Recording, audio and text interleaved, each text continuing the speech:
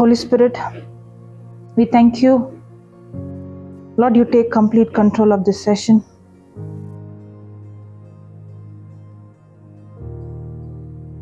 You make this teaching extremely simple, easy, and practical for us. Thank you, Lord, for enlightening the eyes of understanding to know what you have inherited, what you have installed for us. Holy Spirit, you take complete control, making this teaching so simple, so practical, so easy. And we thank you, Holy Spirit, for confirming your word with signs accompanying. In Jesus' name we pray, Father. Amen. Praise the Lord. Praise the Lord. Hallelujah. Hallelujah. Thank you, Jesus. Thank you, Jesus. Praise you, Jesus. Praise you, Jesus. The Bible speaks about hardness of heart. Have you heard the word hardness of heart? What do you mean by hardness of heart? Stone like? Okay. So there is stones in the heart. Okay. This heart is not speaking about a biological heart. Okay. Stubbornness, anger, jealousy. Okay. Envy, hurts. Okay. Any other answer? Who do we say this person has hard heart? No emotion.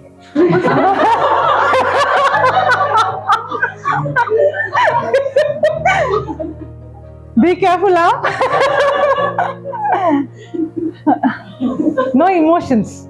A person who doesn't have emotions. Okay. Any other answer? No compassion. No. You're giving good answers. No compassion. No emotion.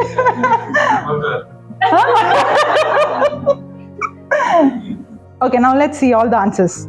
A person who has bitterness, anger, no emotion, no feeling. Correct? So usually we think a person who's hard-hearted person is a person who's away from God, who has nothing to do with God. Correct? Who has no mercy, no love, no compassion. So we are going to see from the Bible what is really hardness of heart. Shall we? Okay, let's go to Mark chapter 6. Okay, read from 35. And when it grew late, his disciples came to him and said, This is a lonely place, and the hour is now late. Okay, read from 34. 34. As he landed, he saw a great throng, and he had compassion on them, because they were like sheep without a shepherd. And he began to teach them many things. Okay, so there was a big crowd. Big crowd? Nobody wants to answer now. Yes. So did Jesus have compassion? Yes. When he had compassion, when there is compassion, there is always an action. Feeling pity is different and having compassion is different. I can feel pity, but when I feel pity, I don't do something to bring a solution. But when there is compassion, then I bring a solution for the situation. So Jesus always moved with compassion. When he moved with compassion, what did he do? He healed the sick. He taught them. So here Jesus he moved with compassion and he began to teach them many things. Then? And when it grew late, his disciples came to him and said, This is a lonely place, and the hour is now late. Send them away, go into the country and villages round about, and buy themselves something to eat. Okay, now Jesus is teaching, but it is already too late. So the disciples have come to Jesus and saying, Jesus, the time, if you don't leave them, then it's too late for them because they are in a desert place. They have to go back to their houses. So let them go and let them eat something. 37, but he answered them, You give them something to eat. And they said to him, Shall we go and buy 200 denarii worth of bread and give it to them to eat? And he said to them, How many loaves have you? Go and see. And when they had found out, they said, 5 and 2 fish. What was the crowd? Feeding the 5,000. 5,000, right? 5,000 men. Right. That means how much the crowd would be? The women and the children. And those days they had 1 and 2 children. 15,000. So the crowd was really, really big. Correct? Now, when the disciples went to Jesus and said, leave them, let them go and go back to their houses and let them eat. What did Jesus say? Give them something to eat. Now, did Jesus tell them to do something that was possible or impossible? My question is, will Jesus tell us to do something which we can't do? But it always looks like whatever he tells, it looks like, that is not possible. Yes or no? Yeah. Heal the sick, open the blind eyes, raise the dead, forgive those who curse you, bless those who persecute you. Yes? It looks like whatever instruction he gives, I can't do it with my own strength or my ability. It looks like Jesus' instruction is always impossible. Yes or no? That's why we say, I'm not Jesus. How can I do what he did? But then, Jesus is telling them, give them something to eat. Is it possible? And the first thing, the moment Jesus said, give them something to eat, they check the purse. They are also like us only. Correct? The first thing is they're checking how much money we have. And they're wondering, what is Jesus saying? How much they had? 200? 200 denarii worth of. Now, with that money, actually, when Jesus said, give them to eat, do you really think Jesus is expecting them to meet the need with their own ability? Or Jesus purposefully told them because he wanted to teach them. He wanted to teach them how to walk in the supernatural. That means supernatural can be taught, learnt, and practiced. Supernatural can be taught, learnt, and practiced. Jesus did not just say, those who believe in me will do the same works I do and greater works than me. He is practically teaching how we can also do what Jesus did. Now, Jesus is about to perform a miracle, but he doesn't want to leave the disciples away and he perform it. He wanted to teach them. Because Jesus did not say, many times we say, right, Jesus, he do, but I can't do. But Jesus said, those who believe in me will do the same works I did and even greater works than me. You are telling about reacting and responding? Yes. Now, what is the difference between reacting and responding? Reacting? Reacting is to the situation, what we see. Responding is to the word of God, like walking in faith. Okay. Reacting is, write down, reacting is acting according to the situation. Reacting is acting according to the situation. Responding is acting according to the word of God. Responding is acting according to the word of God. Reacting is acting according to the situation. Responding is acting according to the word of God. Okay, now listen. Any situation we face. Now, the disciples and Jesus are in a situation where there is a multitude of people, 5,000 plus people. And it is not right according to Jesus. It's not right to send them without giving them food. But in the natural, now was this an organized meeting? If you read this previous verse, Jesus and the disciples were saying, let us go to an isolated place here. Day and night people are coming and going. We couldn't eat, we couldn't sleep, we couldn't do anything, let's go and rest. So what did they do? They went to a desert in a hiding place. But before they would reach, the news spread so fast, without internet and mobile, the news spread so fast that the moment they landed, thousands of people were waiting for him. Now, what is the point of resting? That's when we saw Jesus moved with compassion. Even though his body was, asking for rest, he moved with compassion and he began to teach. Now, was it an organized meeting? Did they plan this many people will come? And did they have enough food and other things to give the crowd?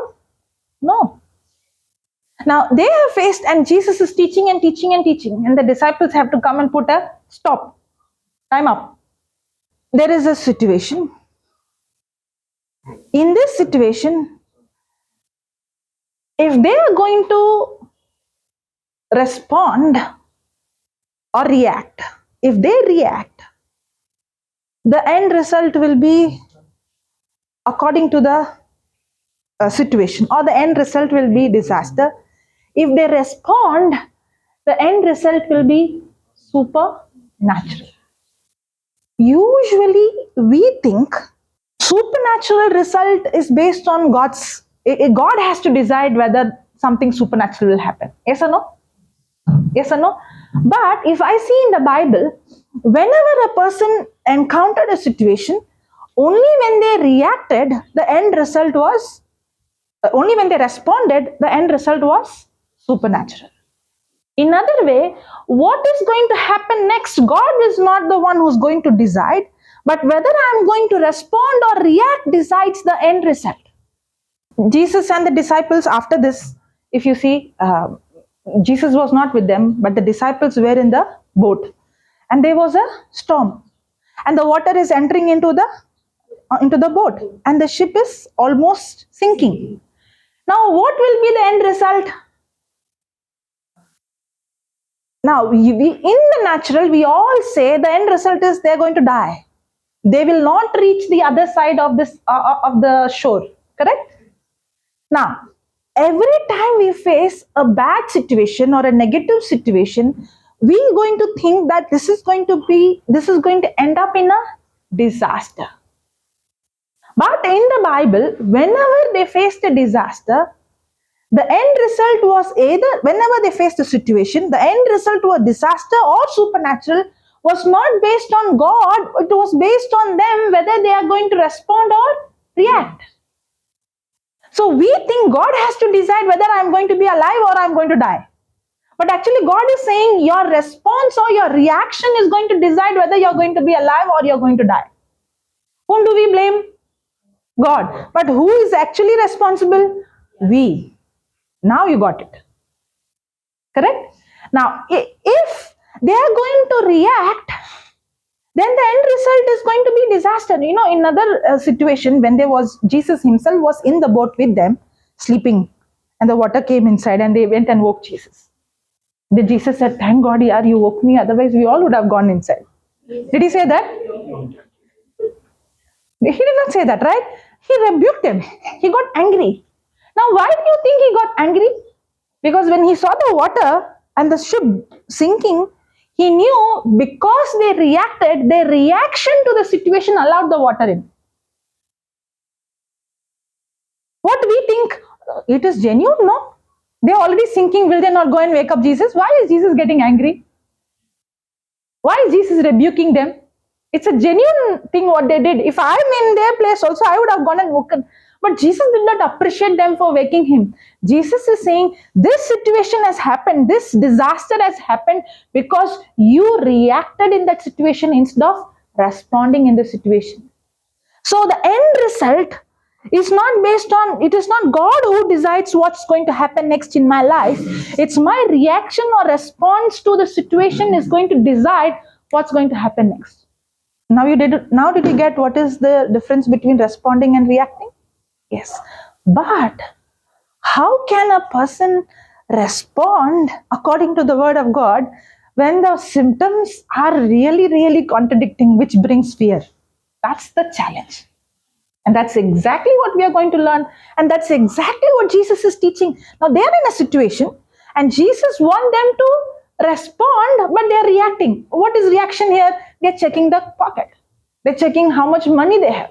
Then Jesus want to teach them how not to react. React is acting according to the situation, but how to respond. Respond is to acting according to the word of God. Now what is Jesus saying? Jesus is telling, now they checked the pocket and they saw. They started to check what they don't have. What they don't have? They don't have money. But Jesus is teaching them, go and check what you have. Do we do that? Our mindset is always seeing on things that we lack. When we open the cupboard, what we see? Full of clothes. Our mindset is, I don't have enough. When we open our bank statement, what we see? You know how we are? If we don't have money today, we'll say, I don't have money today. If we have money for today, we'll say, today I have, what will I do tomorrow? If I have for tomorrow, today I have, tomorrow I have, what will I do for next week? If next week also I have, today I have, next week I have, what about next month? If I have for the whole year also, I'll say, this year, okay, what will I do next year? Then I'll say, what about my children after 10 years? What, if I have for my whole lifetime, then I'll say, what about my next generation? Yes? Now, are we happy of what we have, or we always focus on what we lack? We always focus on, that is reacting. We always focus on what we don't have. You know, the Bible says, God gives seed to the sower and bread to the eater. Seed to the sower, bread to the eater. That means a eater, we all eat. Eater is a person who consumes. Sower is a person who gives. There is a difference between consumption and giving. When I take a seed, the seed has the potential to multiply. Correct? For example, I have 1 grain of wheat. Can I consume that? Can I make bread out of it? That 1 grain of wheat? Can I make biscuit out of it? But if I take that one seed, wheat, the wheat grain, instead of consuming it, if I plant it, if I sow it, what happens? I can reap and harvest, that I can even prepare food for the whole city. Yes or no? That is the potential that is in the seed. Now, the disciples are looking at the harvest, but Jesus is teaching to look at the seed. When you and I have this mindset, I don't have enough, we should remember what we have. If it is not enough, then it is not food to consume, it is a seed to sow.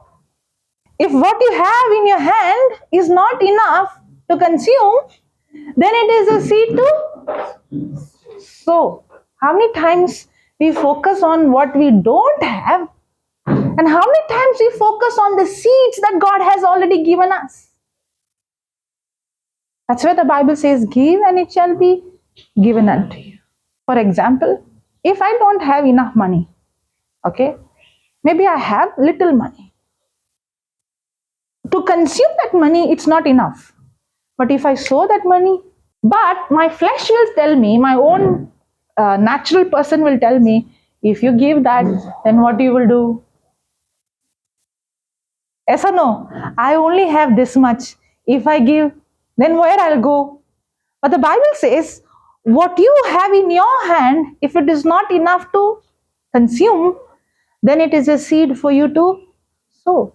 But Jesus never said borrow and give. The moment you borrow, that's no longer a seed. You give from what you already have. Then Jesus is teaching them something so very beautiful. He's teaching them, don't focus. Now this is called responding. How to respond in a negative situation. Don't focus on what you don't have. Start focusing on what He has already given you. And what He has already given you is the seed. And Jesus told them, go and see what you have. What they had is few loaves and few fish. 5 loaves and 2 fish. In the natural, it looks like there is no enough. Will that 5 loaves enough for 5,000 men? In the natural, I told you what is not enough looks like food, not enough for consumption, is a seed. Now, even though it looked like it's not enough, in the natural, the kingdom of God works on the principle of sowing and reaping. Now, Jesus saw in the natural, there was no enough bread, there is no enough fish. But then in the unseen, the Bible says the seen world came from the unseen, correct? In the Bible also says God supplies all our needs according to His riches or earthly riches. His riches or earthly riches? His riches, right? Now my need is supplied according to the economy of this world, economy of India, or my needs are supplied according to the riches in heaven. Really? Yes. In heaven, even the roads are made of gold. Yes or no?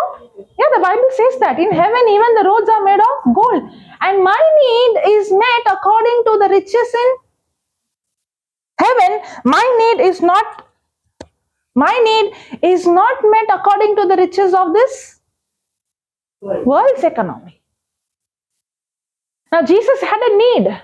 And He knew every need of Him is met according to the riches of the Father's house. In the natural eyes, Jesus could see that there is no enough loaves, there is no enough fish, there is no enough food. But Jesus also could see through faith. What is faith? Believing in the unseen. Hebrews 11:1 says, now faith is the substance of things hoped for, the evidence of things not seen. When I say I have faith, I have evidence of unseen things.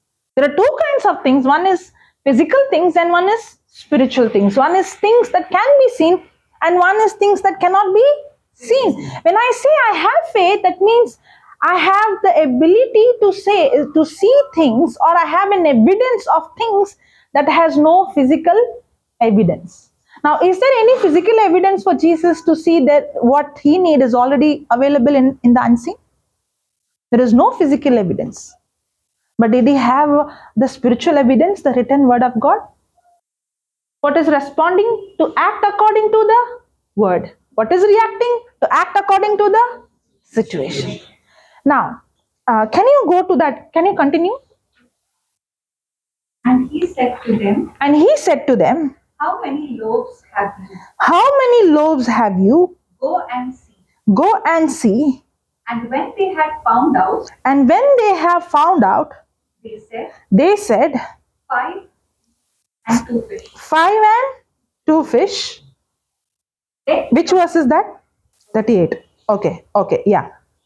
Then He commanded them all to sit down by companies among the green grass.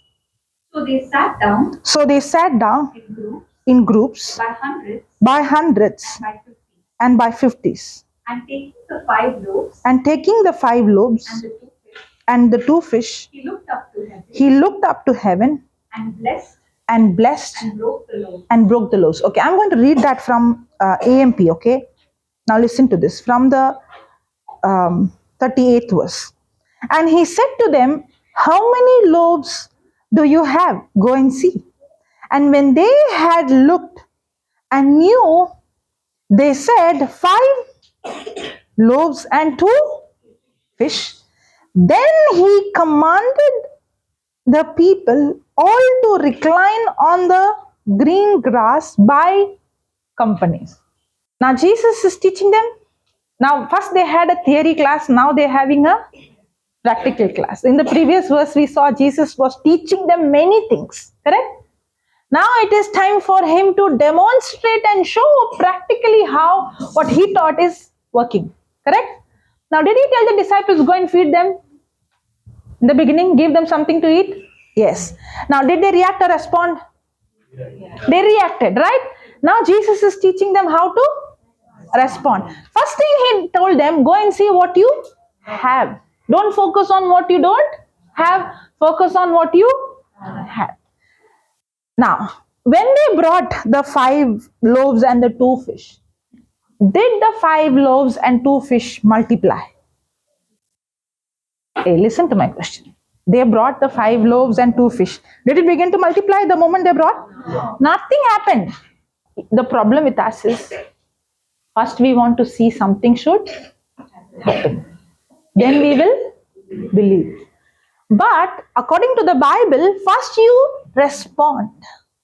Your response decides what is going to happen next. Now, even though they brought the 5 loaves and the 2 fish, the disciples are watching. Already they told money is not there. They checked the pocket.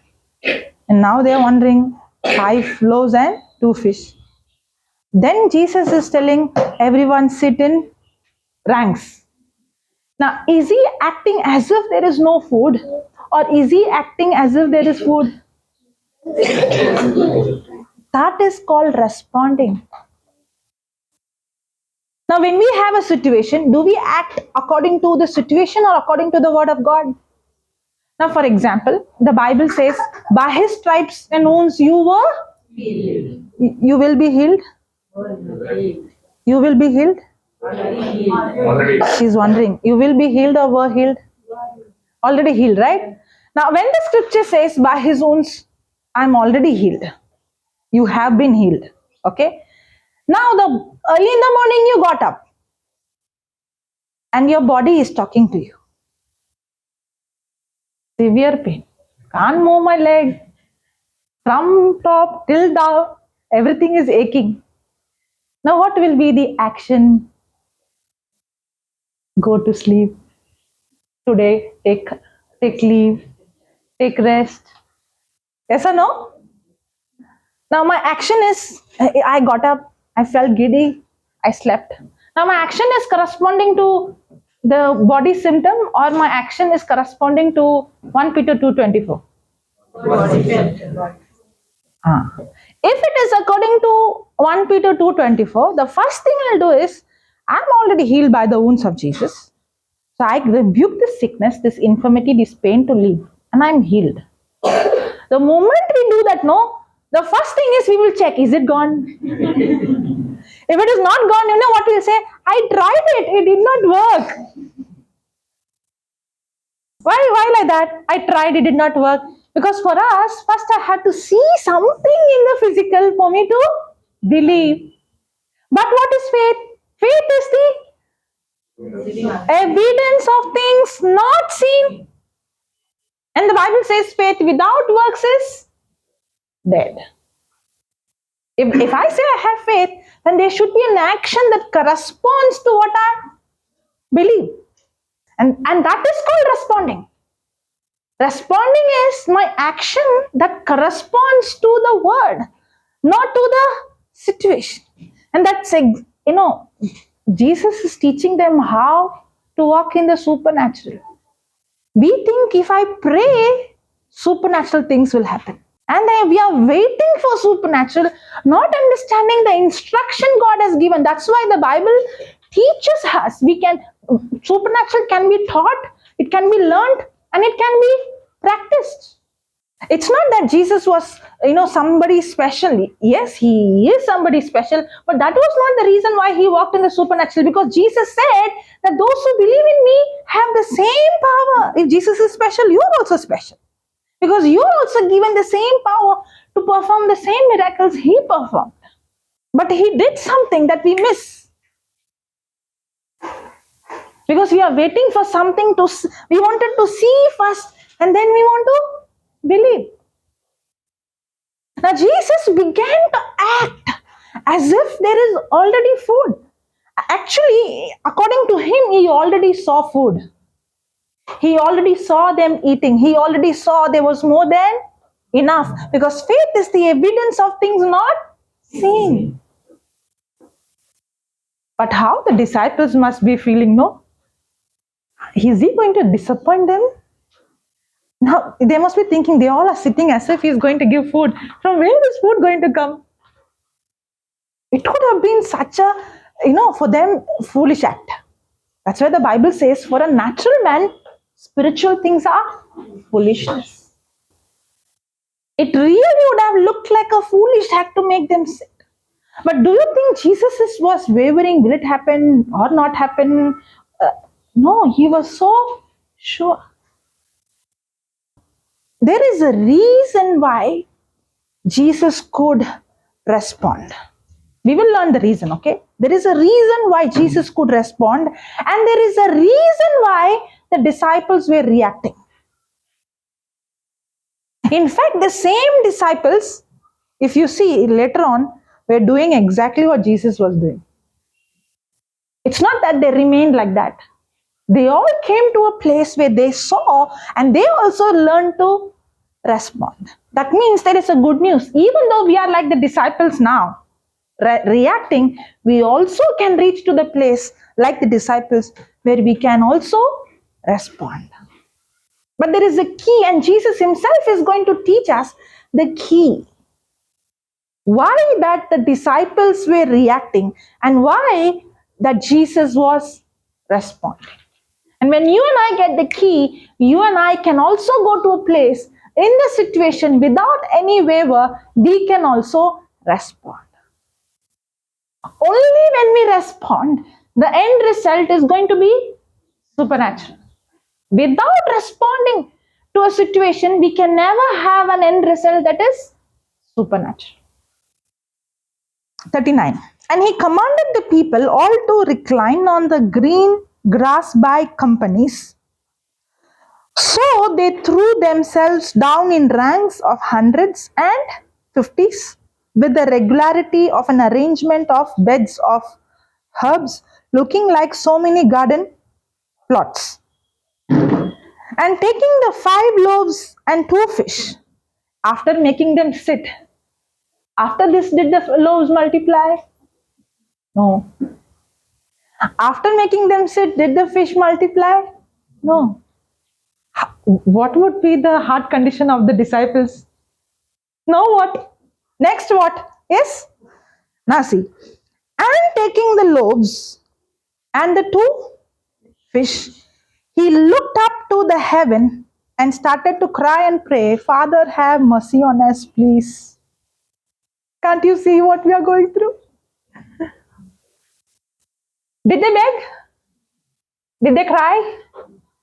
Do we beg? The disciples, when Jesus was in the boat, Jesus, don't you care for us? Don't we tell him also the same dialogue? Jesus, don't you care for me? Jesus, don't you love me? Nobody understands me. Sometimes, the deception is nobody has gone through what I am going through. Nobody understands my heart. Do we ask such questions? Now, did Jesus ask such questions? Father, can't you see what I'm going through? What will I do in this situation? I'm in a fix. Did he say that? Or did Jesus begin to give thanks? Now, I'll read from here. He looked up to heaven and praising God, gave thanks. When we don't have enough, do we praise him or do we grumble? These Israelites, they saw Red Sea parting. They saw manna falling. They saw water coming from the rock. They saw the pillar of fire. They saw the cloud. They saw the supernatural things with their eyes. What if you see like them? What will be your faith?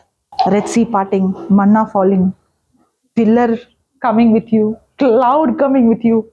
How do you feel? Very strong, no? There is a deception in that. You know what deception? Their faith so-called faith, which they thought faith, is based on what they saw. That's not faith actually. Many times we think, we go for a retreat, we see miracles happening, we see healing, some people coming and giving testimony, my eyes open, my ears open.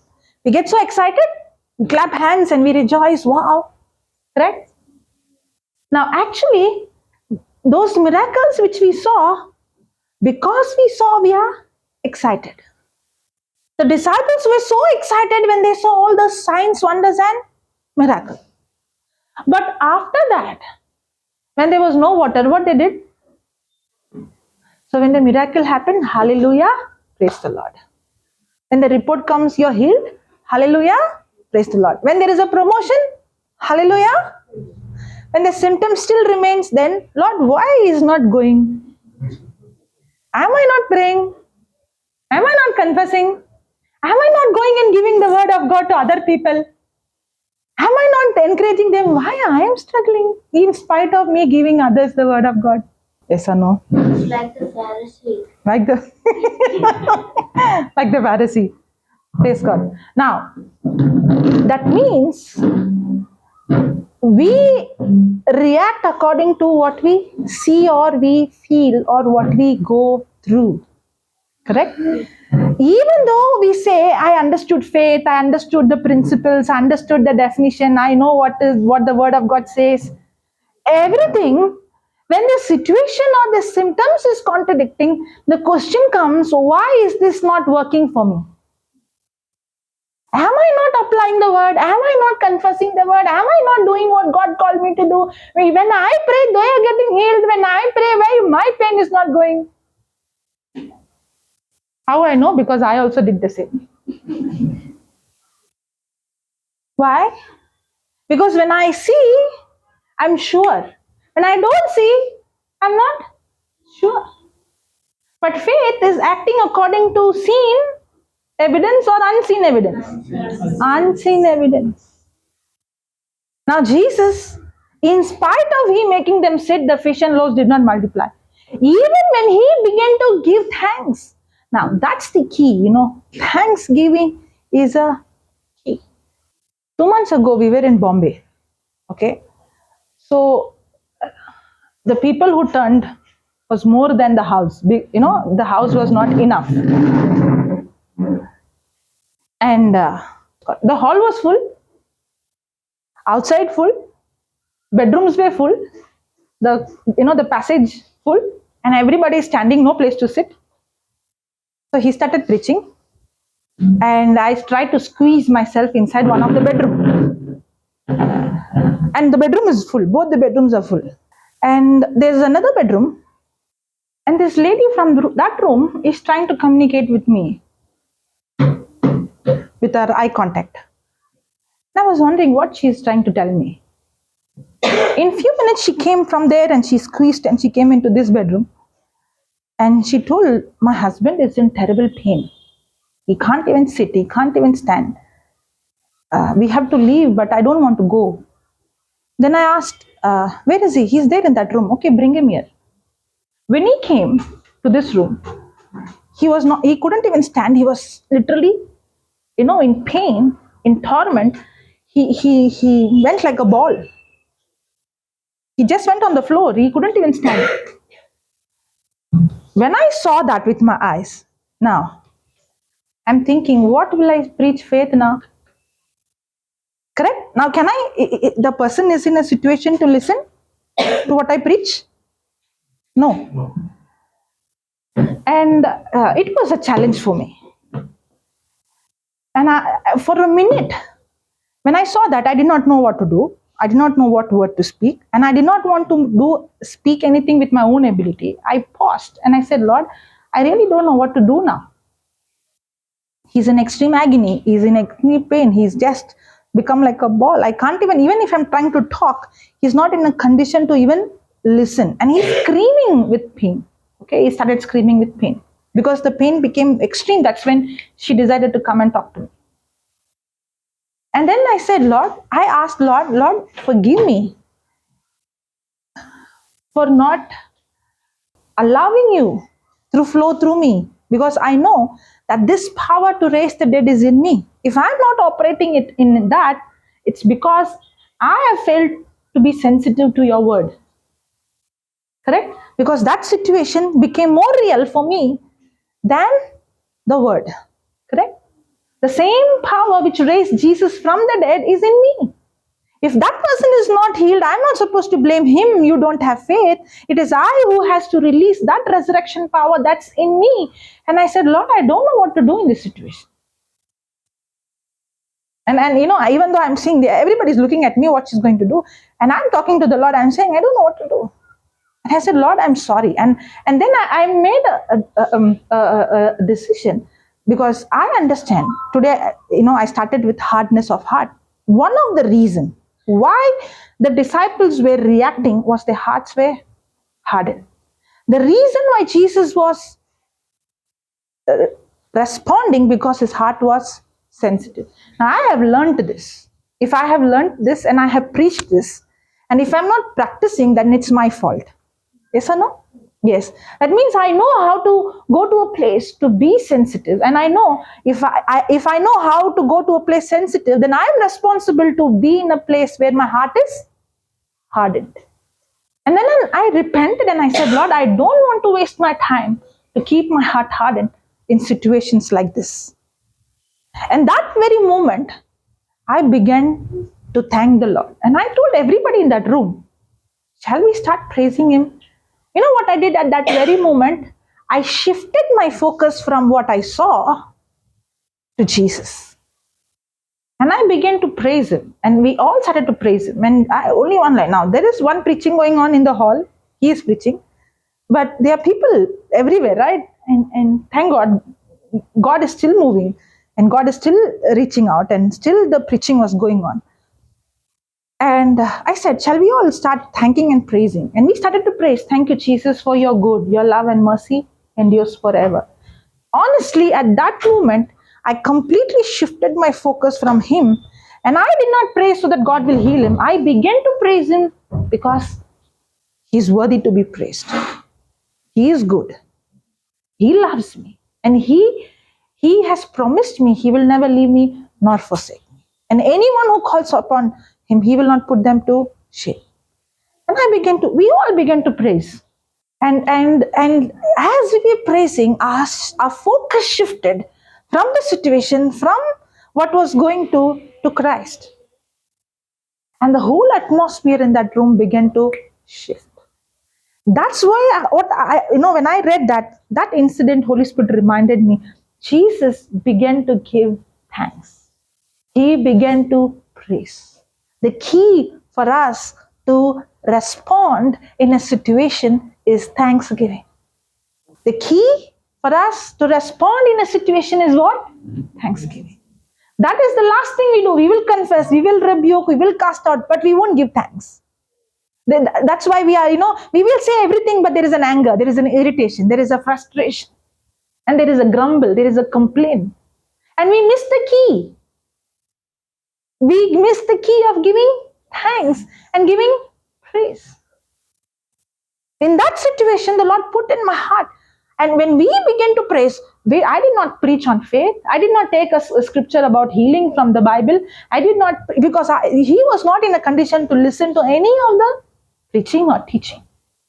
And as we began to praise, slowly we saw he was released. His body became straight, and slowly he got up, and we saw him sitting. And when he started to sit, the anointing, the presence of God, people began to experience in that room. There was a person there, he began to weep. You know what happened? This person who was like a ball, now when he saw him weeping, he got up from his place, laid hand on him, and he started praying for him. Wow. Thank you, Jesus. The whole atmosphere in that room shifted. When I respond in a situation, the end result is always supernatural.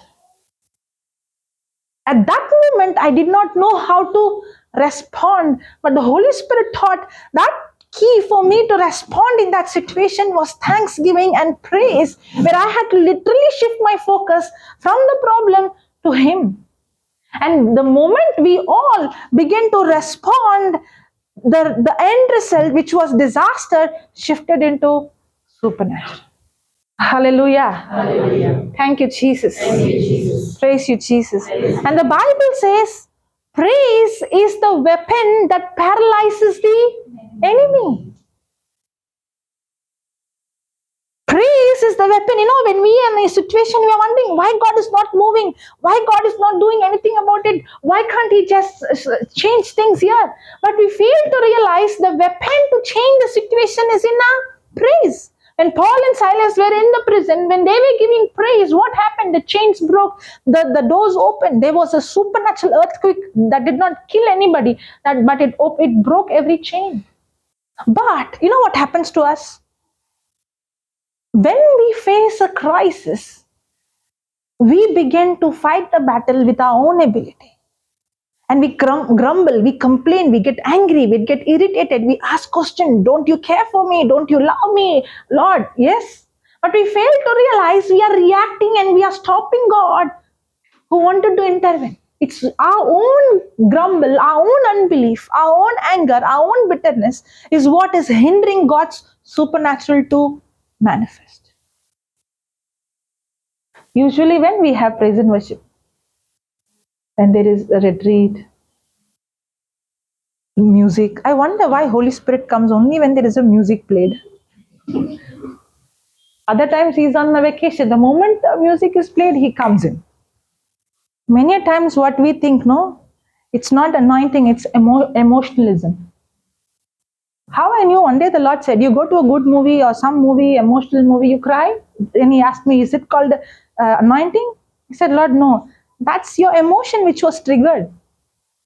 That's not anointing. If somebody is crying, that doesn't mean it's anointing. It's just emotion. The music and the lyrics made you feel something and you began to cry. Hallelujah. Hallelujah. In the Bible, the real praise and worship did not take place like us, where with good music, good hall, good environment, everybody praising. In the Bible, I see they began to praise and worship in the midst of the crisis, in the midst of the problem, in the midst of, when David saw the whole city was burnt, he began to praise. When Paul and Silas were beaten and were put in prison, they were praising. When they were persecuted, they were praising. And that's when the power of God began to manifest. And that's exactly what Jesus did. He began to praise and He began to give thanks. Now, my question is, when He began to praise and thank, did the food multiply? No. Did the food multiply? No. Yes or no? No. Now what the disciples might be thinking, still it's not happened. When He took the bread in His hand, did the bread multiply? What if Jesus was waiting for the food to first multiply? It would have never happened. He had to step out by faith and He began to distribute. When He began to distribute, that's when the food began to multiply. Hallelujah. Hallelujah. Thank you, Jesus. Thank you, Jesus. Yes or no? And taking the 5 loaves and the 2 fish, He looked up to heaven and blessed and broke the loaves and gave them to the disciples. Okay, here it is like this. He looked up the people and He divided also, and He also divided the 2 fish among them all. Yeah, 42, read from 42. And they all ate and were satisfied. And they took up 12 baskets. How many baskets? 12 baskets. Can you imagine? 5 loaves, they distributed 5,000 plus, and the balance was? Wow. What happens when you see such miracle? Excited? Your faith would have raised? What happened to the disciples after they saw the miracle? The faith would have gone high, no? In the beginning, how was their faith? Check the purse, how much money? Now 12 baskets are there remaining. Now what will be their heart condition? Sensitive? Full of faith? When they see, when the Israelites saw the Red Sea parting, the manna falling, they were excited. It looked like their faith. When we go for retreat after 2 days, how we are? Praise the Lord, hallelujah, fully charged. Correct?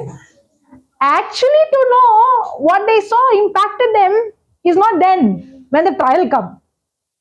Yes or no? After you saw the miracle, saw the healing, you might be charged. But after you go back home, when the trial comes, what happens? That's exactly what is going to happen.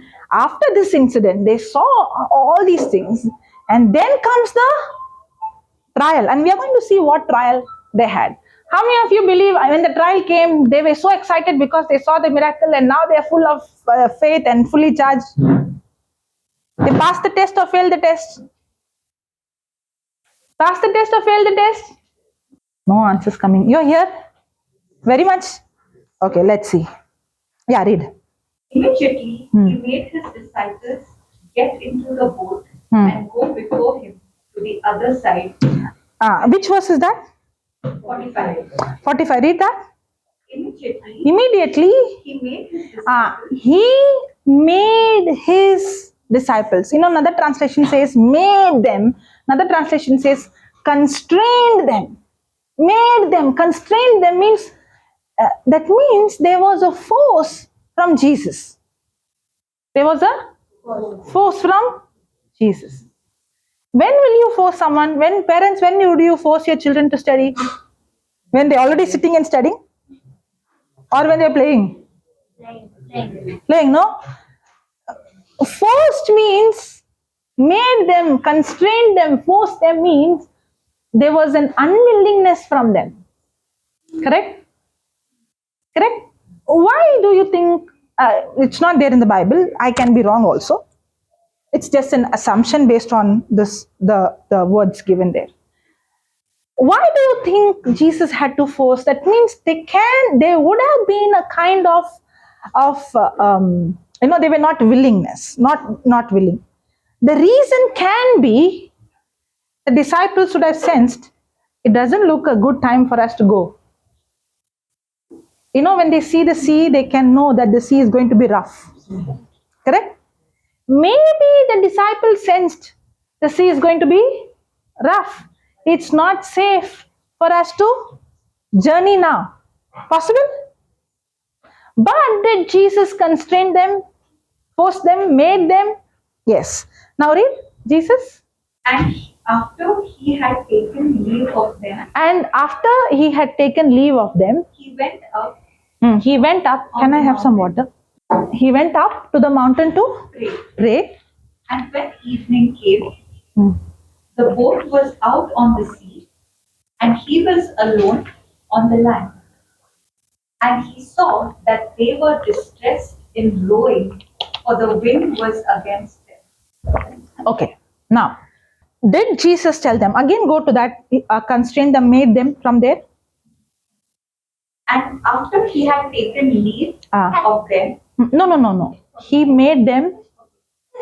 Immediately, he made his disciples get into the boat and go before him to the other side. What did he say? Go before me to the other side. What did he say? Go before me to the other side. That is a promise. That is a word given to them by Jesus. Was it their choice to go, or Jesus gave them the word, a command to go to the other side of the shore?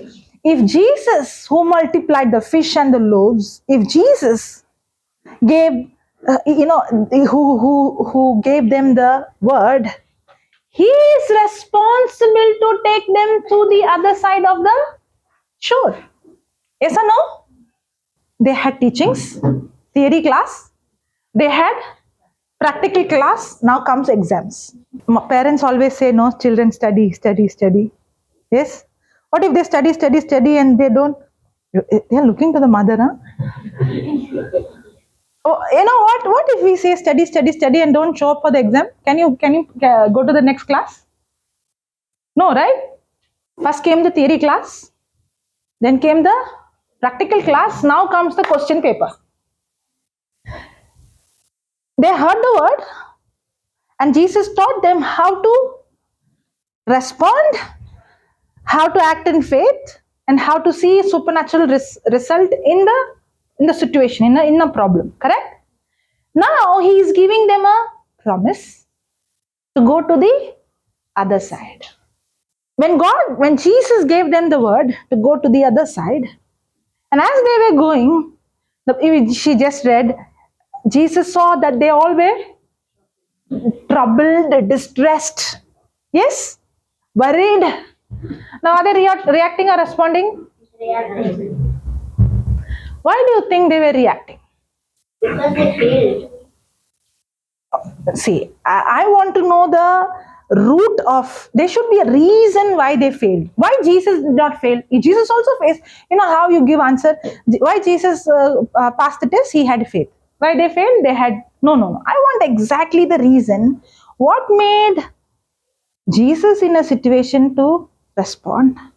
And what made the disciples to react? It's not that they were not taught. Jesus taught them the principle. Correct? It's not that Jesus put in a place just like that. No. The test did not come without the teaching first. He taught them and he practically showed them how it works. He showed a demonstration how it works. He did not just like that perform a miracle. We think Jesus performed a miracle. But if you see, there is an instruction given when he performed the miracle. Yes or no? If you and I follow the same instruction, we will also get the same result. If I have coffee, okay, and if I want coffee sweet, and I pray, Lord, please make the coffee sweet. Please, Lord. Your word says, when you ask in prayer, believe that you have received this. I believe the coffee has become sweet. Will the coffee become sweet? You stand upside down, also the coffee doesn't become sweet. Yes? Now, does that mean God has not answered your prayer? No. When you ask God, make the coffee sweet, He always gives you instruction. This is sugar. You take the sugar, you put in the coffee and you mix it, stir it, then the coffee becomes sweet. What if you don't follow the instruction? Will the coffee become sweet? No way. There is always an instruction that has to be followed to see the end result. Yes or no? In the same way, Jesus has given them an instruction that they have to follow. 100% if you follow the instruction, the end result is supernatural. Now the disciples are in, they heard the word, they saw the demonstration, and Jesus is giving them a promise to go to the other side of the shore. And in the midst of the situation, when the wind came, when the storm came, when the water came, in spite of their responding, they began to react. And there is a reason why they did not respond, and there is a reason why they reacted. And Jesus himself gives us the answer. Yeah, go. And when he saw that they were distressed in rowing, for the wind was against them. Okay. Why they were distressed? Because the wind was against them. There is a physical evidence symptom that is speaking loud to them. Does it happen to us? The doctor's report speaking loud to me. The body symptoms speaking loud to me. My bank statement speaking loud to me. My rank card is speaking loud to me. Does it happen? And the situation becomes so much that I am distressed because the situation looks bigger than my own ability. Charge is there? My own ability. Yes?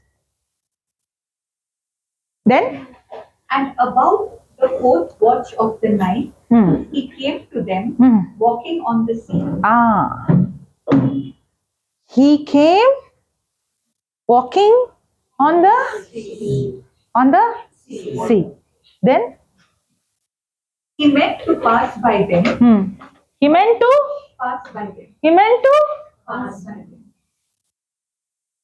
He meant to pass. He is always there. It looks like he's going to go as if he doesn't care for me. But he wants you and me to respond for him to involve in a situation. But when they saw him walking But when they saw him walking on the sea, on the sea, they thought they thought it was a ghost it was a ghost. Then, and cried out. then, For they all saw him mm, and were terrified. mm. But immediately Immediately, he spoke to them. every time you see God speaks, He always gives us a word. We want a solution, but God always gives us the word. The word which He gives is the solution. The instruction is the solution. We want Him to do something. We fail to realize He immediately speaks. He has spoken. He has given us the solution. The solution is there. The written word of God is the solution in the midst of our problem. He immediately spoke, and what did He say? Take heart, Take heart. it is I. It is I. Have no fear. Have no fear. And he got into the boat Okay. This chapter, Matthew 6 speaks, he got into the boat. John 6 says, they willingly accepted him. Means there was an acceptance from the disciples. Because they accepted, he could get into the boat. That means they responded to what he spoke. Do not fear. The moment they heard the word, do not fear, they shifted from fear and they allowed Jesus to get into the boat. That's why he could come. Otherwise, he would have passed by. Understood? Without my response, can he involve in my life? No. Will he force himself? No. Many times we ask why God allowed. God never allowed. You did not allow God. It is our own reaction allowed the disaster. But if we don't see God in that situation, it's not God who did not involve. It is we who did not respond to allow him in a situation. Yeah, then continue. and he got into the boat And he got into the boat with them, with them, and the wind ceased. and the wind ceased. Now listen to this. We are learning something very important, okay? And the wind ceased, And they were utterly astounded. and they were utterly astounded. They were amazed. They were amazed beyond measure. Some translation says they were amazed beyond measure. They were astonished. For they did not understand For they did not understand about the loaves. about the. Why is Jesus connecting this to the loaves? Is it given there? They were extremely astonished. Yes? Because they did not understand. Can you read sorry from that translation? For they failed to consider, For they failed. Read from the previous verse. and he went up into the boat, And he went up into the boat with them, and the wind ceased, and the wind ceased, sank to rest, as as if exhausted by its own beating. exhausted by its own beating. And they were astonished And they were astonished exceedingly beyond measure. exceedingly beyond measure. For they failed to consider or understand the teaching and meaning the teaching and meaning. of the miracle of the loaf. The teaching and the meaning. The teaching and the meaning of the miracle of the loaves. Why? In fact, In fact, their hearts had grown callous, their hearts have grown callous, had become dull, and had lost the power of understanding. had lost the power of understanding. Some other translation, is the word hardened there in your translation? Read that, only that line. For they did not understand about the loaves, For they did not understand about the loaves, but their hearts were hardened. For their hearts were hardened. Now, Jesus' disciples, both are facing similar situation. One end up seeing the supernatural result, and one is seeing distress, worry, fear, anxiety. Correct? And it might look like Jesus has more power. Yes or no? Do we say this person is very powerful? That person is very gifted? Yes or no? We ask, right? This brother is coming, that sister is coming. Okay, that brother is powerful, that sister is powerful. Let's go. In our mind, we think there are some people who have more power, they are more gifted than us. Now, did Jesus say, I have more power than you? That's why I could walk on water, but not you. Did he say that? Or Peter also walked? Or only Jesus walked? Jesus said, Peter, see, I'm the Son of God. I can walk. Don't you think to do what I do? Did he say that? No. Now, did Jesus say, I can multiply, you can't multiply? Or did Jesus first said, go and give them? Because he knew this power, this potential is given to them as well. Means this power is given to you and me as well. But even though the power is the same to both, God will never, Jesus will never tell you to do something which he has not equipped you to do already. He will not demand anything before giving you the ability to do it. It is unjust from his side to ask you to do something. It is unjust from his side to tell raise the dead if he did not give you the power to raise the dead. Yes or no? If he said open the blind eyes and if he did not give you the power to open the blind eyes, then it is unjust. It's not right from his side. It's not that we don't have the power. It's not that the ability is not given. But the problem is, Jesus said, it's because you did not understand or you considered the teachings. What is that? There's two words. What you said? Teachings and meaning. The teaching and the meaning of the miracle of the loaves. And then he said, because your hearts are hardened. And I like that. Can you read that from the dull?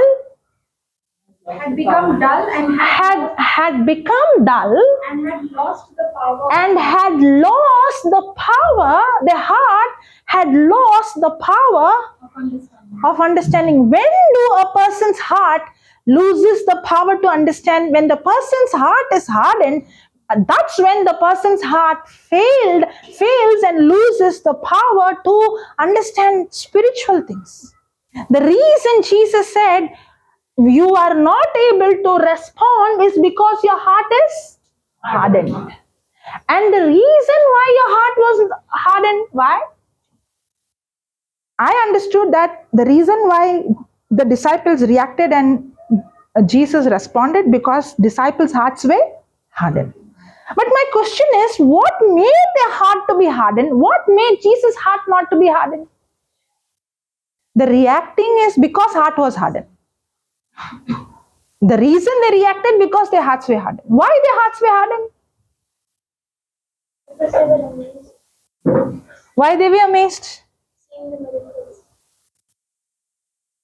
They didn't have faith.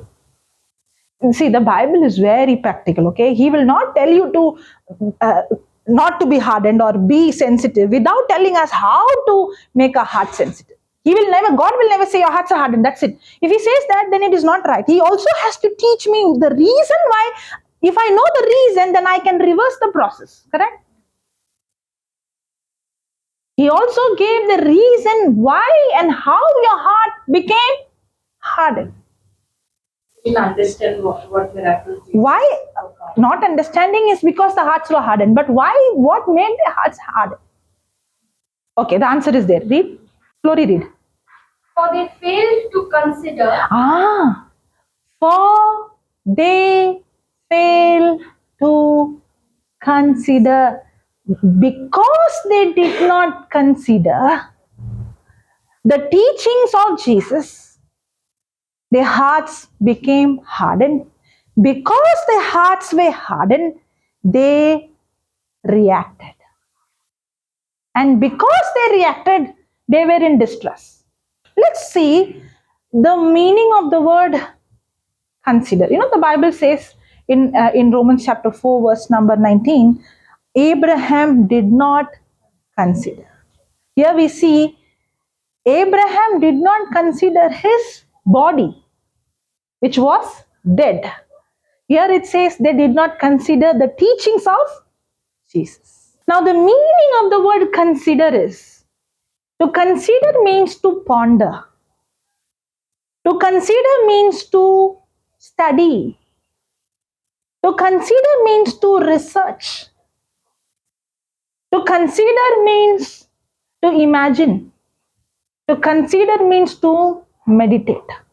The word consider means, do we ponder? For example, doctor said you have XYZ sickness. That word is so long. I see people very casually they say this, and I wonder, are you a doctor? No. And they list all the medicine names. And some people know, you say headache, they'll say this tablet. You say stomachache, this tablet. This.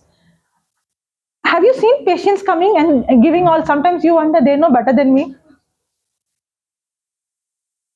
Nowadays, the patient go with the diagnosis. They already diagnosed their problem. They already know what treatment to be given. They'll tell the doctor, doctor, I have this problem, this treatment. Now, how do you think the person could understand such complicated words? Not even a doctor. You know why? Because you go and do research. Do we do research? When the topic is so interesting or something that is very challenging, do we go and research, Google search? And nowadays we don't need to go to library to research. We have library with us only. Yeah? And we have information overloaded. Now the more and more we keep on researching and researching and researching, the more and more we become stronger in that subject. That's called considering. And anybody speaks about that sickness, you know better. You know exactly why that sickness came, how the sickness came, this sickness came, and this is the symptom. There is no reason, there is no, you can't know the cause for it. It is hereditary, that, this. You will give full. You in fact know the organ also, how it functions, it works. Why your heart became so sensitive to that sickness? Because you were researching it. That researching is called, it's not just research once. It is not just 5 minutes, 10 minutes. You have invested so much time investigating about it. Yes or no? Now, when you spend a lot of time investigating, studying, researching, that is called considering. That is called considering. Considering is what? Researching, pondering, meditating, imagining, studying is called considering. Many times what we do, reading. We don't study, we read. What if children go to school and read their subjects and come, you'll be okay? Or you want them to study and do practicals and get practical working knowledge. Right? Yes or no? Now, what did Jesus tell them? Now, if you see what's so amazing is, this is the Jesus walking on the water. Completely a different scenario, but Jesus is referring about the teachings of the loaves. Correct? That Jesus is exactly giving the root of why they are facing the situation. They don't need to face this situation. And Jesus also said the reason why you did not understand the teachings, the reason why you did not get the meaning, the reason why you couldn't respond in the situation, because your hearts are hardened. And the reason why your hearts were hardened is because you did not consider. If they were not considering what Jesus was teaching, Jesus said you did not consider. That means something else they were considering. Correct? That means the whole journey, something else was the topic. This was not the topic should have been what? Multiplication of the loaves and what Jesus was teaching. He did not teach one thing. The Bible says he was teaching them many things. Did they discuss about the teachings of the Jesus, and they were discussing and fellowshipping? This is how he spoke. This is how it happened. See how he gave thanks. See how. Were they discussing on the word? Were they researching on the word? Were they considering on the word? No. That means there was some other discussion. Do you think they were keeping quiet in the whole journey? No. There was some other consideration going on. I suspect. You know what was the consideration would have gone? I think there is a cyclone so many meters hitting there. Possible? Possible? It looks like, why don't we turn back and go? No, Jesus said, no, you better. He forced us to go the other side. What if half the way and then we are stuck there only? See, what you fear is what will happen. It is what they feared that happened for them. So the whole journey, what was that? They were considering what the physical symptom was saying. Simply, they did not imagine and consider. They had a physical symptom, the fact speaking to them. You know, there are three things. One is the truth, one is the fact, and one is the lie. What is the truth? What Jesus said. What is the truth here? Go to the other side of the shore. Correct? That was the truth. What was the fact? The storm, what they saw, the atmosphere, the sea, which was, before there is a cyclone, before there is a depression, surely a fisherman will know. Seeing the air, seeing the sky, seeing the sea, surely they know. So they had physical evidence that is saying that there's going to be a really big cyclone or a storm. Correct? Now, on the other side, they have the promise of Jesus, where Jesus said, go to the other side. I told you that was an exam for them. Why did they fail in the exam? Because they were not considering what Jesus was teaching. What is hardness of heart? Okay, write down. What is hardness of heart? Hardness of heart is not just rebellion towards God. Hardness of heart is not just rebellion towards God. Hardness of heart is not just rebellion towards God. Now, before you continue to write, in the beginning I asked you a question. Who is a hard-hearted person? A person has no compassion, a person has no love, a person has no mercy, a person has no... So many answers came, right? Whom did Jesus call you hard-hearted person? Now, these disciples were, according to us, they were hard-hearted. Did they lie, murder? Did they do any of those things? If Jesus called them hard-hearted, what about us? What are we thinking? Hard-hearted people are not me. Those people who have no compassion, no love, no God. Correct? Don't come to church. But Jesus is speaking hard-hearted to the congregation or to the disciples who are roaming with him. Whom is he calling hard-hearted? Those, how Jesus, a whole day I'm in the retreat, I'm seeing miracles, you told me no, go the other side, see, I obeyed. I did not do what I want to do, I did what you want me to do. Yes or no? Did they wanted to go to the other side? Now they must be thinking, I'm very obedient. Now, will anybody call these obedient disciples hard-hearted? Jesus called.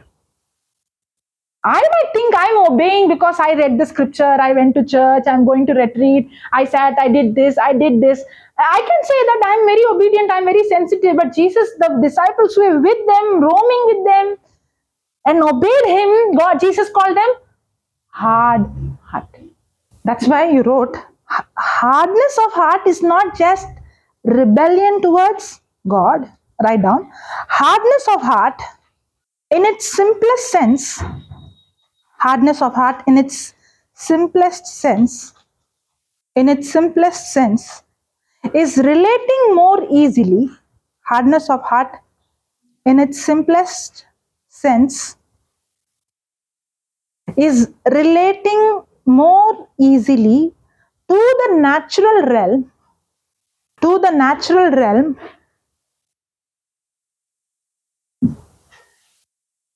is relating more easily to the natural realm than to the supernatural. We should reach a place where we are moved. We should reach a place where we are moved. We should reach a place where we are moved by what God says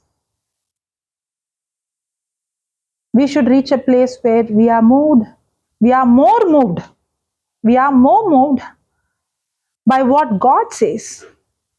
We should reach a place where we are more moved by what God says than we are by anything else. Than we are by anything else. We can be hardened toward God and yet be a good moral person.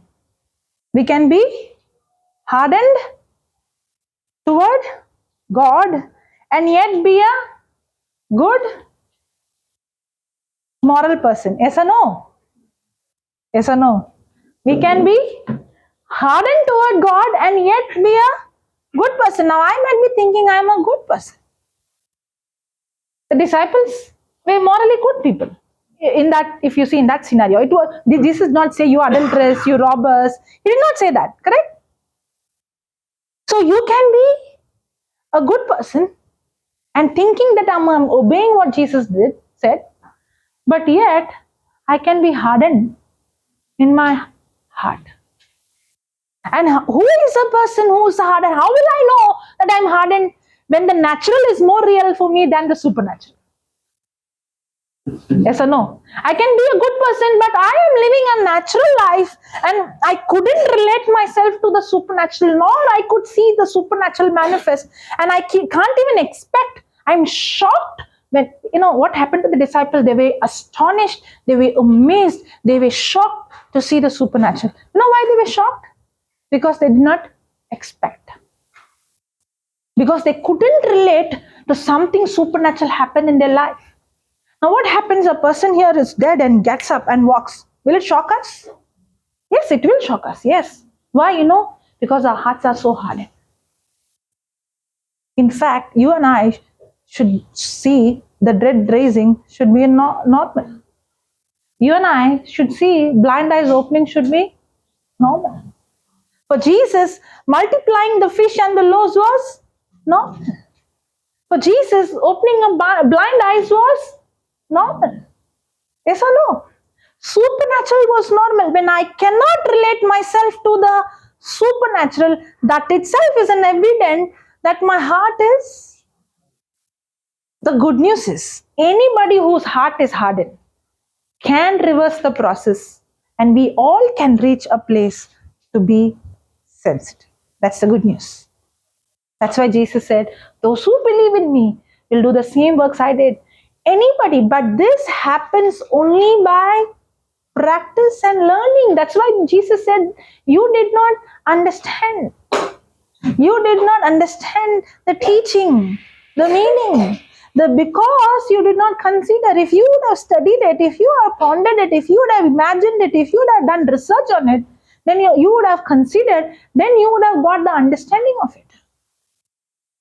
Any one of us can do what Jesus did. But if we follow the instruction, if you see a normal person and a champion, what is the difference between a champion and a normal person? We think that the champion does something extraordinary. No. What a normal person does occasionally, a champion does every day. He practices. Correct? And the practice, not just practice, consistent practice. The word consistent is the key. Consistency is the key for breakthrough. What is the key for breakthrough? Consistency. It's not just practicing, but it is consistently practicing. It's not that something, it was not something different teaching they needed. The same teaching which was given to the congregation. The same teaching. Jesus did not give the disciples, okay, I will give you separate teaching how to do this miracle. No. It was the same teaching. But the reason why they couldn't see the result is because they did not consider. They were not consistent in considering what Jesus was preaching and teaching. Why do you think the champion sees the result? The ordinary person also does the same thing, but he does it occasionally. But when you do it every day consistently, when you practice it, that's what makes you a master. In that area where you mastered, where you were consistent. Hallelujah. If in my life, I have seen so many healings. I have seen so many miracles. I have seen blind eyes opening. I have seen bones becoming straight, hands growing. I have seen. But there are some areas which I have not seen. I have not seen yet dead race. But I surely am seeing, in the process of seeing. There are some things I have not seen an ampute leg growing. I have seen 2-inch, 3-inch growing. But the areas where I practice, I'm very sensitive. There are some sicknesses, some problem, I'm very sensitive. I know 100% result. Now, what gives me the confidence? Because I have spent more time in researching on that. Okay, I'll give an example of this, okay? For a long time, I was having little struggle when it comes to opening deaf ears. One of the reason is, I can't ask them questions. Any other sickness I'll ask, will Jesus heal you? Correct? And then check and then make them understand. Correct? Now, when it comes to a deaf person, now there is a challenge for me. This person is believing or not believing. It's not that I don't see result. I have seen many deaf ears opening. But every time I approach it with not confidence. I approach it with now, what's going to happen. What I did is, I know what you, remember this, okay? What you consider is what your heart is, you can write down. What you consider is what your heart is sensitive to. What you consider is what your heart is sensitive to. What you neglect is what your heart is hardened to. What you consider is what your heart is. What I neglect, if I keep neglecting to study the word, hear the word, meditate the word, my heart will by default become hardened to the word of God. I can't say one retreat I went, somebody laid hand and my heart became sensitive. Somebody laid hand, maybe the miracle happened. See. When the Israelites saw the miracle of the Red Sea parting, they saw the miracle, they were excited. Did that change their heart condition? No. The disciples saw the multiplication of the fish and the loaves. Did that change their heart condition? No.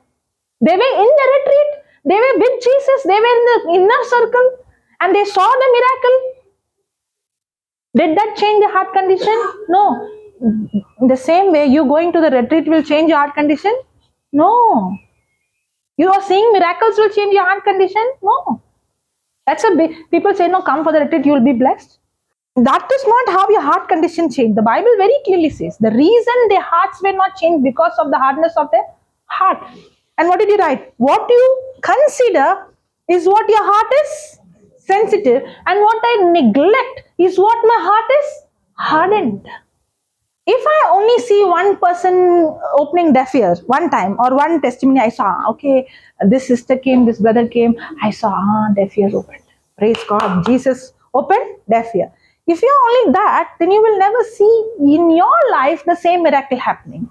Now I can call somebody who has deaf problem and I can open and you can see, you can clap, you can even say, wow, Jesus is true. Maybe you can even give your life to Jesus and accept Jesus as your Messiah. Maybe you will receive salvation. Maybe seeing the miracle. Possible.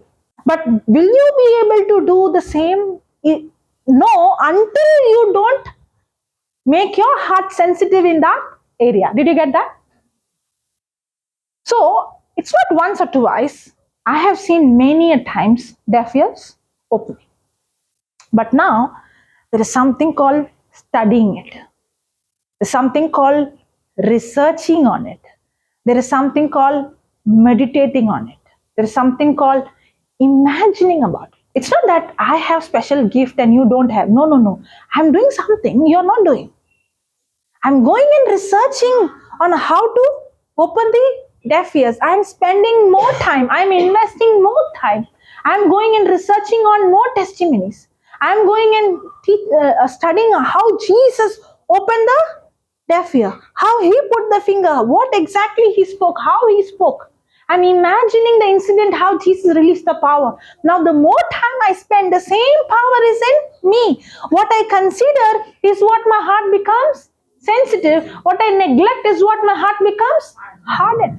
Every time. Now when I saw deaf ear opening, I did go and practice it. The times I see 20% I see, 80% I don't see. That was challenging me. Now what I'm doing? I'm researching. I'm pondering. Whenever Papa Johnson, he does any deaf ears opening, all my antennas and I zoom in because I want to know what he's doing. Now in my research, I found something. Should I say? Yes. Why don't you go and study and find? Okay. When I was seeing, according to me, as I told you, I have to ask the person, right? You have faith. Do you believe in Jesus? Do you believe he healed you? And all those. Now I can't ask, no? First I have to open. Now I go and put my finger. Because that one of the reasons why it affected me is in my beginning days, I called a person to prove my family this is real. I was speaking to the deaf spirit, come out, at least 10 times. And the person is like, I'm... Continuously he said, no, I can't hear at all. And that put me off completely. And everybody in my house is like, we know it won't work. What nonsense is this? Is it practical? I could have given up. But I know this works 100%.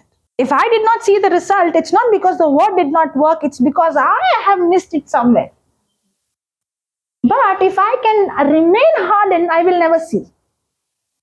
But if I'm going to invest my time to ponder, to research, to meditate, to study, to pray in tongues, and because the Bible says when you do not know how to pray, what to pray, Holy Spirit helps you in your weakness. I have a helper. So when I do not know, I pray in tongues and ask Holy Spirit. I thank you, Holy Spirit, for your giving me the wisdom. Now, I used to go and practice and I used to speak to the deaf spirit, come out. And when the person says no, I put off. The moment the person say no, I say, okay, it's not working. I said, okay, believe it's done. And I go, I move on. But in my heart, there is a conversation going on. Why it did not happen? Why I'm not seeing? Don't think that we all are born with that, okay? We all are learned like every one of us. We all learned when we practice, we failed. But when we consistently practice, that's when we started to get little. That's how we started to build our spiritual muscles. And my job is to come and give you the secret, not to tell anybody. I only have no. Praise God, because somebody came and taught me the secret. That's how I learned. So every time the deaf ear opening would be, I would be extremely alert to know exactly what is the key. And one day, I prayed over a person and the ear did not open. And the same person, Papa Johnson comes. Okay, now I want to know where I missed. Because I did exactly what was taught. In the name of Jesus, I command you, deaf spirit, come out. And I spoke to the eardrums, the nerves, everything. When he prayed, praise God, the ear did not open. Now what comes in your heart? It did not happen for him also. But I quit. He did not quit. He did something. Because faith, when I say I have faith, is responding to the situation, not reacting to the situation. He went very close to his ears and he started to speak very loudly as if he could hear. And he kept on speaking, believing the ear is already. I prayed, the deaf spirit is gone, the ears are recreated, and he kept on speaking loud. And I saw he started moving by his response. I was moving by his response, but he was moving by faith. It's very minute. You would have missed it if you don't research on it. Because when you research is when you consider. When you consider is when your heart becomes sensitive. That's when you begin to see things others cannot see, correct? The fisherman can see and say there's going to be a storm. Because their heart is sensitive.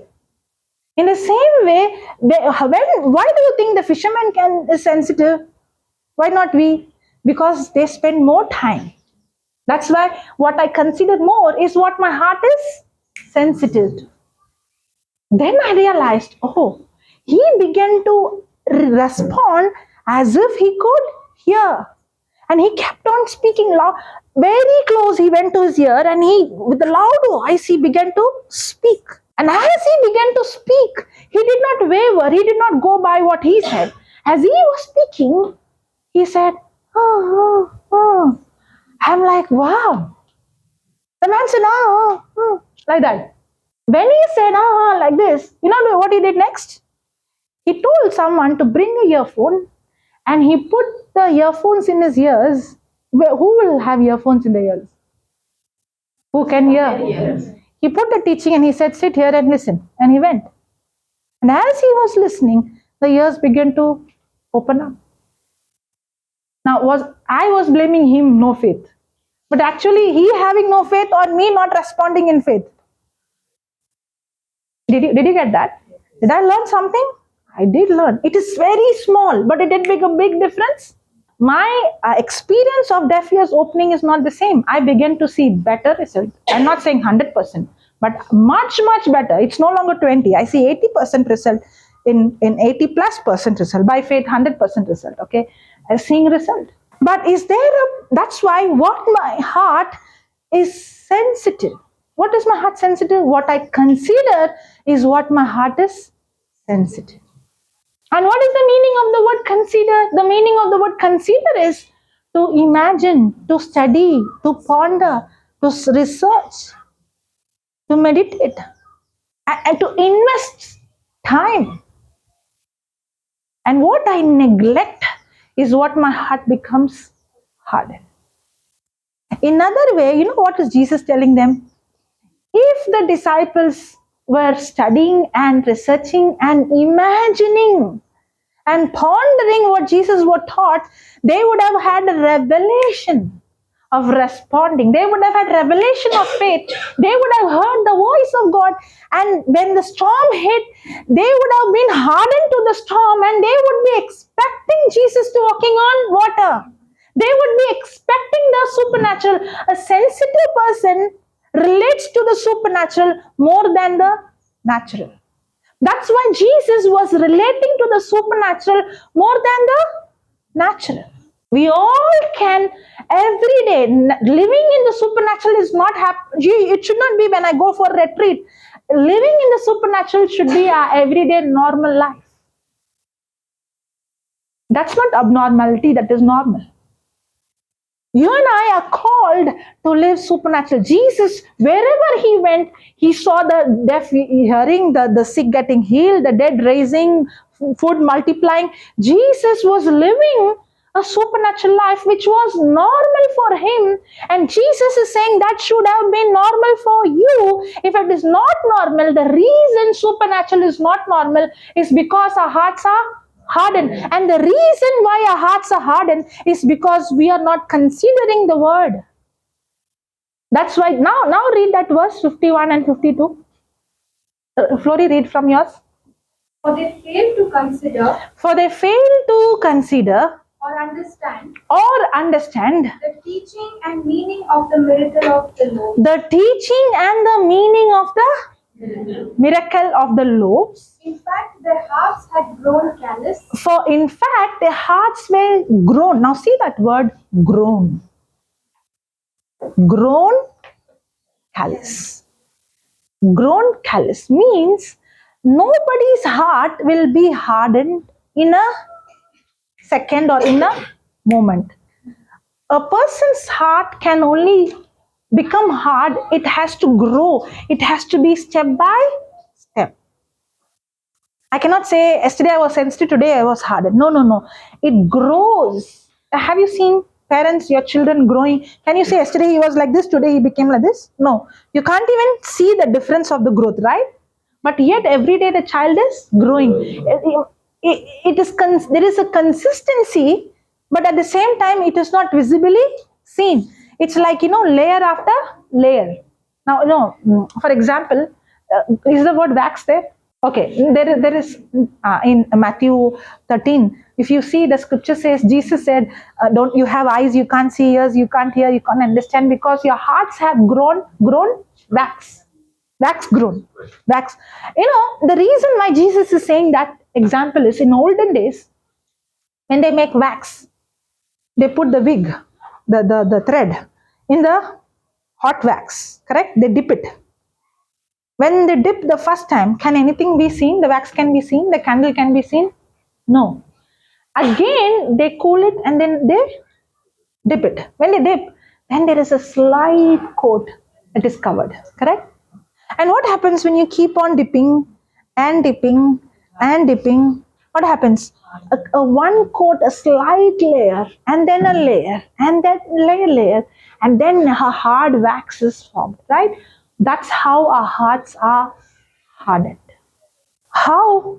When we keep on feeding ourselves with information of the fact. Now I told three things, right? One is the truth, one is the fact, and one is a lie.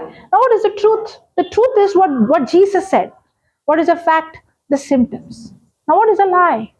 The lie is contradicting to what Jesus said.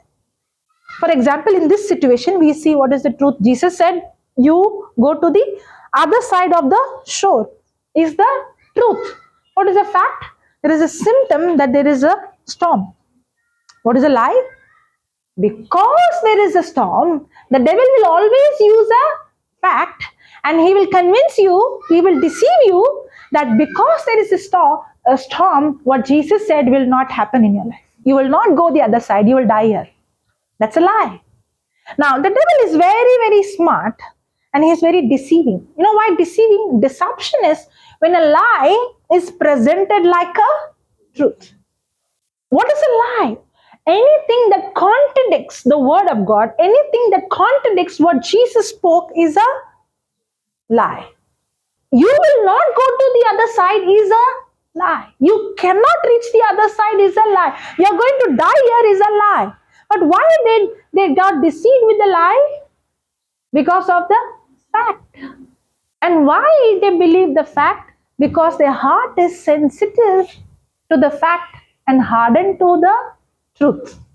Now, the heart became sensitive to the fact and hardened to the truth. Why?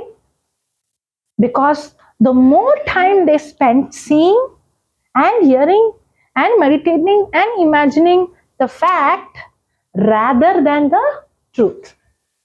Because they were spending more time in researching the fact is not a lie, fact is reality. But the problem is we don't understand the difference between the fact and the truth. Fact is not a lie, fact is reality, but fact is something that is subject to change. But the good news is truth has the power to change the fact. But truth has to be applied, and for the truth to be applied, my heart has to be sensitive. Now, when I feed myself with the facts every day, now the report is a fact, correct? The readings is the fact. Whatever I see in the physical, the files, the report, the court order, whatever you see is a fact. And when you feed yourself consistently with the fact, your heart has become hardened. When my heart is hardened, I relate more to the natural than to the supernatural. When my heart is hardened, that's when the lie is spoken, I get deceived with the lie. That's why, that word says grow. We have grown our heart, what? Hardened. But with not just one day. Because that's why many times we think sin is what is hindering us, right? We think like that. Many times, yes, sin does hinder. Sin has a wrong consequences. But many times, we invest our time in something which is not sin, but that hardens our heart. We invest our time in something that is a fact that hardens our heart, where we find very difficult to relate to the spiritual. When our hearts are hardened, we fail the ability to understand. Read that. In fact, their hearts had grown callous, had become dull, and had lost the power of understanding. And it has lost the power of understanding. When a person's heart is hardened, the hardened heart has lost the power to understand spiritual things. Why? Sometimes I see simple people, okay? Day before yesterday, we were in Pune, and everybody understood English except one lady, and they wanted Marathi. Now, in my mind, how nice it will be if I preach only in English, if there is no Marathi, and there is only one person. Because translation, no, I had to stop and then the flow doesn't come. But one thing, this lady was extremely attentive, okay? And I was inspired to start with healing. Usually we have teaching and then healing, right? But I was inspired to take healing. And I called her only. And I was so amazed to see, so surprised to see. I would only tell the scripture once and she would, somebody would translate for her and she would give the right answer. I asked her, we only took that 1 Peter 2:24 and we read it for her and somebody read it in Marathi. And then I asked her, will Jesus heal you? She said, no, I'm already healed. I'm like, wow. That means I don't know her background. I don't know where she's from, who she is. But I know one thing, her heart is very sensitive. How I know her heart is sensitive? Because she understood it instantly. I have seen people who are well qualified, even after 2 hours of explaining, will Jesus heal you? They say, no, yeah, Jesus will heal me. Why? How can I say I'm already healed when I still see the symptom? It's not that they're not intellect. They're very intellect. But it's very difficult for them to understand spiritual things. It makes no sense to understand spiritual things. How can I say I'm already healed when my symptoms are still there? First let the symptom go, then I'll say I'm already healed. Until then I will say what? Jesus will heal me. And how do I know a person is sensitive?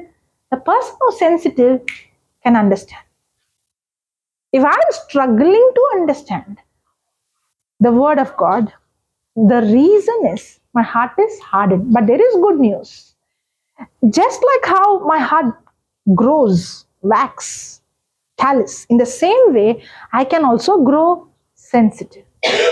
How? Same like that. One layer after another layer. As I begin to hear the word in the beginning, when you went to school, in the beginning, was it easy to write ABCD? That was the most difficult in the whole entire school. It's really difficult. Somehow I remember some of those. Holding the pencil it's a difficult task. It takes such a long time for the child to understand how to hold the pencil. It's, when it is such a difficult task for the child to understand how to draw a line. A first A would have been a line here, a line there, a line here, and like, wow, A. Yeah? But how much practice needed for the child to understand that A? Correct? That means what? The child's heart is becoming sensitive. The same child in 10th standard, is he drawing like this, A? Or the A comes even before he thinks the A is already in the paper. The same child, at one point of time, holding pencil was a challenge. The same child now could even write without even seeing. Why? It's not because the child has some superpower. The child has spent time in practicing, where the person was struggling once, it's become so easy now. It's because of the time. What if the child, if you see, only to write one A, 1 week would go. Have you seen in that book? For 1 week they write. Yes or no? What if the child did not, what if the teacher gave only 1 day, 1 minute A and next B and then C? Or the child, the whole class is over, then nothing is learnt. Yes or no?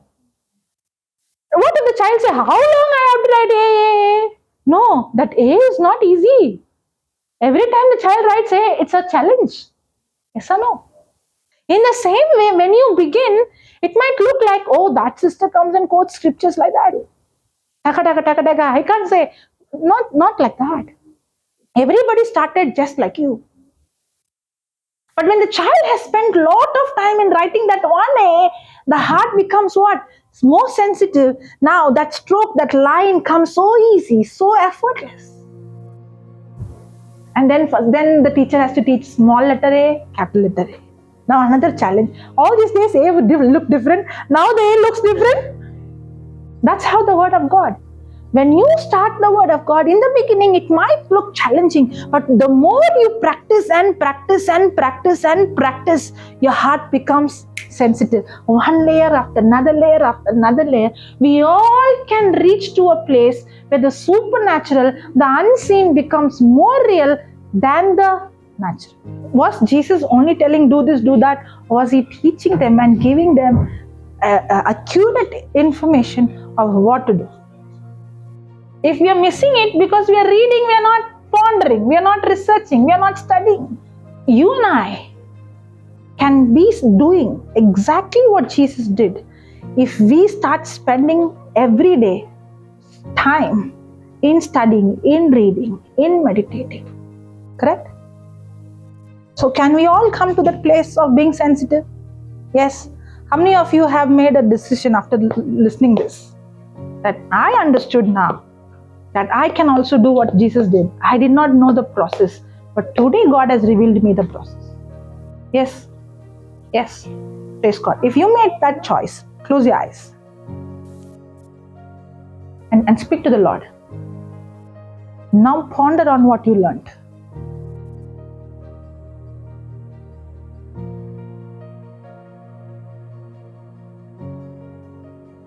Tell him, Lord, I didn't know. I thought a hard-hearted person is a sinful person. But today I understood a hard-hearted person is a person who relates to the natural more than the supernatural.